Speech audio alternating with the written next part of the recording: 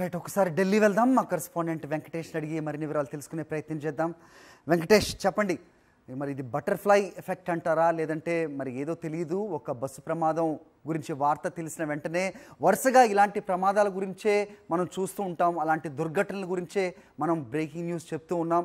So చూసాం Kurnool bus ఘటన ఏ రకంగా జరిగింది, ఆ తర్వాత మరో బస్సు ప్రమాదం ఇక్కడ మన గండిపేట దగ్గర చూసాం. సో ప్రస్తుతం మక్కా యాత్ర ముగించుకొని మదీనా వెళ్తున్న క్రమంలో ఒక పరమ పవిత్రంగా భావిస్తుంటారు మక్కాను. జీవిత ఆశయంగా కూడా చాలామంది ముస్లింలు భావిస్తారు, జీవితకాలంలో ఒక్కసారైనా మక్కా సందర్శించాలని. అలాంటి ఈ పవిత్ర యాత్రల్లో, పుణ్యయాత్రలో క్షేత్రమైన మక్కా మదీనా దగ్గర ఇలాంటి ప్రమాదం జరగటం దుర్ఘటన అని చెప్పాలి. అయితే డీజిల్ ట్యాంకర్ని కొట్టుకోవడం వల్ల కాదు, బస్సులోనే అగ్నికీలలు వచ్చాయనేది చాలామంది ఇక్కడ హైదరాబాద్లో ట్రావెల్ ఏజెన్సీ దగ్గర మాట్లాడుతున్న పరిస్థితి మనం చూస్తున్నాం. వెంకటేష్, యాక్చువల్ ఇన్ఫర్మేషన్ ఏదైనా ఉందా మీ దగ్గర, దీనికి కాంట్రాస్ట్గా లేదంటే క్లారిటీ ఏదైనా ఉందా? Venkatesh, please tell me your inputs. Bus ప్రమాదానికి కారణం అనేది ఇంకా నిర్ధారణ అధికారులు అధికారికంగా ప్రకటించలేదు. దీనిపైన కొంత భిన్నమైన సమాచారం వస్తుంది. అయితే మనకు జాతీయ మీడియాలో వస్తున్నటువంటి సమాచారం మేరకు డీజిల్ ట్యాంకర్ ఢీకొనడం వల్లనే ఈ ప్రమాదం జరిగిందని చెప్తున్నారు. కానీ అక్కడ ఉన్నటువంటి ప్రత్యక్ష సాక్షులకు సంబంధించిన బంధువులు మాత్రం ఇది లోపల ఎలక్ట్రిసిటీ సర్క్యూట్ కావడం వల్లనే ఈ మంటలు అంటుకున్నాయని చెప్తున్నారు. సో దీన్ని అధికారులు ఇంకా ధృవీకరించాల్సింది. అయితే మొత్తానికి బస్సులో మంటలు రావడం వల్లే మొత్తం 42 మంది సజీవ దహనమైనట్టుగా తెలుస్తుంది. ఆ మేరకు కొద్దిసేపటి కిందట అసదుద్దీన్ ఓవైసీ కూడా అంశాన్ని ధృవీకరించాడు. మంటలు అంటుకొని బస్సులో ఉన్నటువంటి వారందరూ కూడా చనిపోయారు. కేవలం ఒకే ఒక వ్యక్తి ఈ ప్రమాదం నుంచి బయటపడ్డారు. అతను ఇచ్చినటువంటి సమాచారం మేరకే ఈ మొత్తం వివరాలను కూడా బయటి ప్రపంచానికి తెలిసినటువంటి పరిస్థితి. సో ఈ నేపథ్యంలో ఢిల్లీలో ఉన్నటువంటి తెలంగాణ రెసిడెంట్ కమిషనర్ అలాగే కోఆర్డినేషన్ సెక్రటరీ వీరందరూ కూడా విదేశాంగ శాఖ అధికారులతో మాట్లాడుతున్నారు. అలాగే రియాద్ లో ఉన్నటువంటి భారత కాన్సులేట్ జనరల్ తో కూడా మాట్లాడి అక్కడ ఉన్నటువంటి ఎవరు మృతి చెందారో దానికి సంబంధించినటువంటి వివరాలను కూడా తెలుసుకునేటువంటి ప్రయత్నం చేస్తున్నారు. ఇప్పటికే స్థానిక ఎంపీ ఓవైసీ కూడా అధికారులతో మాట్లాడి చనిపోయిన వారి మృతదేహాలను తీసుకొచ్చేందుకు విదేశాంగ శాఖ తగిన ఏర్పాట్లు చేయాలని, ఆ మేరకు సహకరించాలని ఆయన విజ్ఞప్తి చేసినటువంటి పరిస్థితి. సో మొత్తానికి బస్సు ప్రమాదం గల కారణాలను ఇంకా అధికారికంగా అనౌన్స్ చేయాల్సిన అవసరం ఉంది. రైట్, ఇక్కడి నుంచి ఎవరైనా అధికారులు అక్కడికి వెళ్లే అవకాశం కనిపిస్తోందా వెంకటేష్? నిజంగా ఆ బస్సు అగ్నికీలలు అది చూస్తుంటే నిజంగా లోపల రిమైనింగ్స్ ఏమన్నా మిగిలాయా అనే అనుమానం రాకపోదు. సో ఎలా గుర్తించే ప్రక్రియ ఎప్పుడు మొదలయ్యే అవకాశం ఉంది? DNA పరీక్షలు చేయాల్సిన అవసరం కూడా ఉంటుంది ఇలాంటి ఘోర ప్రమాదాల్లో. సో దాని గురించి ఏదైనా అప్డేట్ ఉందా వెంకటేష్?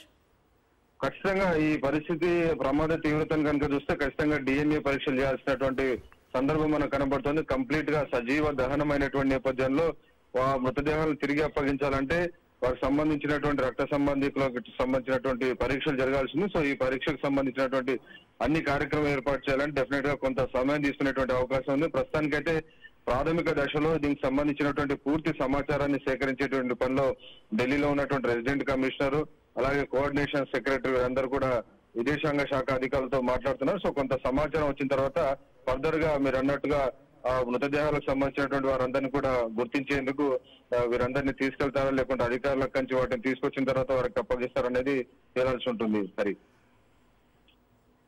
యా వెంకటేష్, అయితే ఒక వ్యక్తి తప్పించుకోగలిగాడు అని చెప్తున్నారు అర్ధరాత్రి. మరి ఆ సమయంలో ఎలా తప్పించుకోగలిగాడు అనేది నిజంగా అతనికి పునర్జన్మే అని చెప్పాలి. సో ఈ డ్రైవర్ కూడా తప్పించుకున్నాడు అనే వర్షన్ కూడా వినిపిస్తుంది. మొత్తం 44 మంది ఉన్నారు, దాంట్లో 42 మంది సజీవ దహనం అయ్యారు, 2 తప్పించుకోగలిగారు. నిజంగా హెడ్ ఆన్గా డీజిల్ ట్యాంకర్ని కొట్టినట్టయితే కనుక డ్రైవర్ ప్రాణాలతో బయటపడే అవకాశం ఉండదు. ఈ క్లారిటీ మనకు వచ్చే అవకాశం ఉంటుందా వెంకటేష్?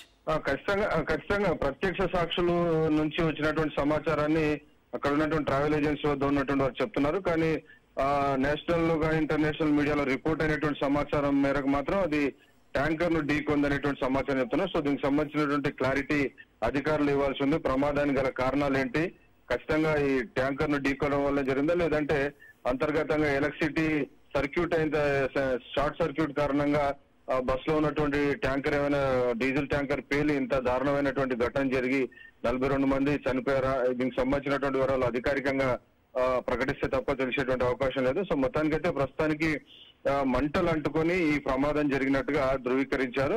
సో ఆ మేరకు 44 మంది బస్సులో ఉంటే 2 తప్పించుకోగలిగారు. సో ఇదంతా ఆ 2 మిరాకిల్ గానే తప్పించుకున్నారు. సో వారు ఇచ్చినటువంటి సమాచారం మేరకే మిగిలిన వారందరికి సంబంధించినటువంటి సమాచారం తెలుస్తుంది. ఇప్పటికే ట్రావెల్ ఏజెన్సీ వద్దకు వెళ్లి చాలా మంది తమ కుటుంబీకులకు సంబంధించి కొంత వారందరూ కూడా వారి సంబంధికుల సమాచారం తెలుసుకునేటువంటి ప్రయత్నం చేస్తున్నారు. వాళ్ళ పాస్పోర్ట్ల వివరాలన్నీ కూడా సేకరించి విదేశాంగ శాఖకు అప్పగిస్తున్నారు. సో దాని ద్వారా వారు ఎప్పుడు అక్కడికి ఎంటర్ అయ్యారో దానికి సంబంధించినటువంటి వివరాలు, టూర్ ప్లాన్, షెడ్యూల్, ఖచ్చితంగా ఈ అంశాలను కూడా బయటికి తెలిసేటువంటి అవకాశం ఉంది. హరి రైట్ వెంకటేష్, చిన్నారులు మహిళలు అంటున్నారు వెంకటేష్. అఫ్ కోర్స్ మీకు తెలిసే అవకాశం ఉందో ఇన్ఫర్మేషన్, మక్కా నుంచి మదీనా ఎంత దూరం ఉంటుంది, వాళ్ళు ఎప్పుడు బయలుదేరారు, మక్కా యాత్ర ముగించుకున్న తర్వాతే మదీనా వెళ్తారనేది తెలుస్తోంది. ఇంకా 25 కిలోమీటర్లు ఉండగా జరిగిన ఈ ఘోర ప్రమాదం అని కూడా మనం అప్డేట్ చూస్తూ ఉన్నాం. సో సౌదీకి సంబంధించిన ప్రభుత్వ అధికారులు కానీ ఎలాంటి చర్యలు తీసుకుంటున్నారు వీళ్ళని భద్రపరచడానికి, ఏదైనా రిమైనింగ్స్ ఉంటే కనుక అంటే ఏం చెప్తారు? సో కోఆర్డినేషన్ ఎంతవరకు టీమ్స్ వర్క్ చేస్తున్నాయి, ఆ ఇన్ఫర్మేషన్ మనకి ఎప్పటికి తెలిసే అవకాశం ఉంది? మక్కా నుంచి మదీనాకు దాదాపు 434 కిలోమీటర్లు, 4 గంటలన్నర జర్నీ ఉంటుంది. సో ఆ జర్నీలో ఆల్మోస్ట్ 90% జర్నీ కంప్లీట్ అయింది. సో కేవలం 25 కిలోమీటర్ల దూరంలోనే ఈ ప్రమాదం జరిగింది. సో గమ్యస్థానానికి చేరుకుంటారని మరొక 25 కిలోమీటర్ల దూరంలోనే ఈ దారుణమైనటువంటి ఘటన జరిగి 42 మంది సజీవ దహనమైనటువంటి అత్యంత విషాదకరమైనటువంటి ఘటన జరిగింది. ప్రతి ఒక్కరూ ముస్లింలు హజ్ యాత్ర అనేది తమ జీవితంలో పరమ పవిత్రమైనటువంటి యాత్రగా భావిస్తుంటారు. జీవితంలో ఒక్కసారైనా అక్కడికి దర్శిస్తే తమ జన్మ ధన్యమైందని ముస్లిం భక్తులందరూ విశ్వసిస్తుంటారు. సో అలాంటి పవిత్ర స్థలానికి వెళ్లి తిరిగి వస్తుండగా అనుకోని ఈ దుర్ఘటన జరిగి 42 మంది చనిపోవడం మాత్రం అందరిలో తీవ్రమైన విషాదాన్ని నింపింది. Hari okay Venkatesh, so further information gather చేసే ప్రయత్నం చేయండి. నేను మళ్ళీ మీ వద్దకు వస్తాను. Thanks for the inputs for now. చూస్తున్నాం. సో ప్రతి ముస్లిం కూడా తమ జీవితంలో ఒక్కసారైనా పరమ పవిత్ర మక్కాను దర్శించాలని, అలా దర్శించినట్లయితే తమ జీవితం ధన్యమవుతుందని భావిస్తూ ఉంటారు.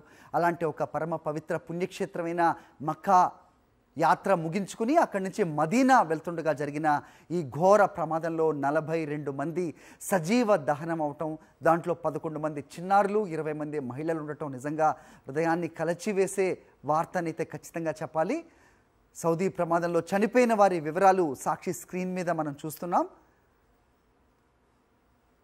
వాళ్ళ పేర్లతో సహా ఆ సాక్షి స్క్రీన్ మీద వాళ్ళ పాస్పోర్ట్ తాలూకు దృశ్యాలు, అలాగే ఆ వివరాలు కూడా మనకు కనిపిస్తూ ఉన్నాయి.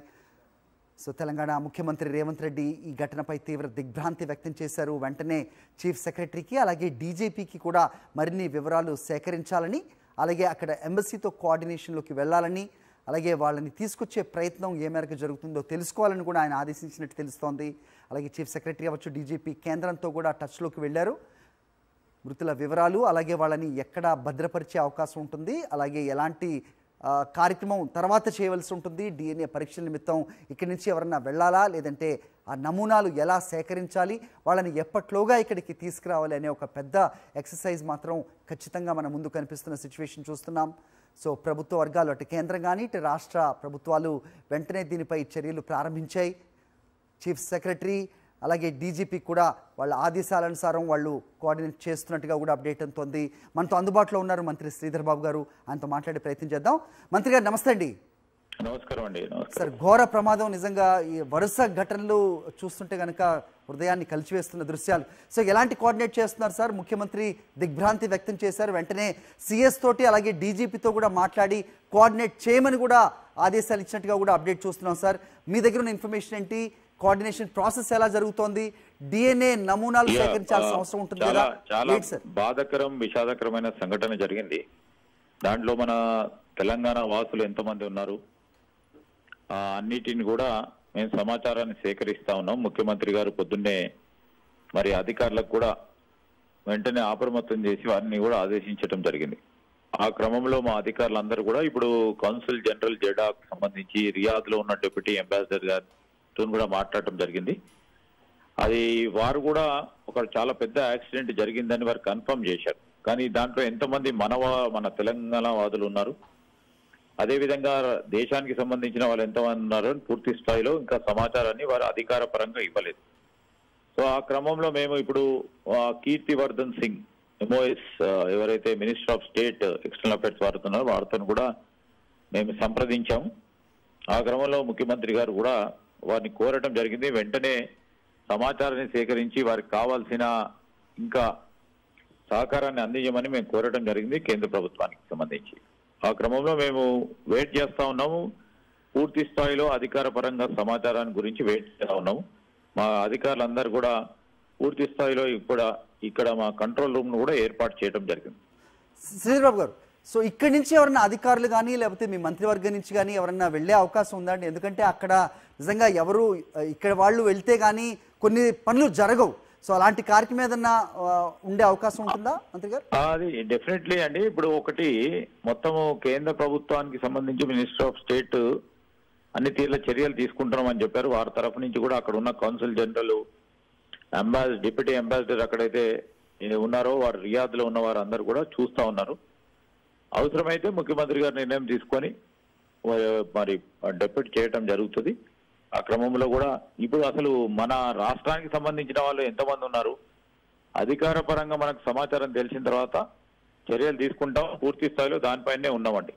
Thank you sir స్పందించండి.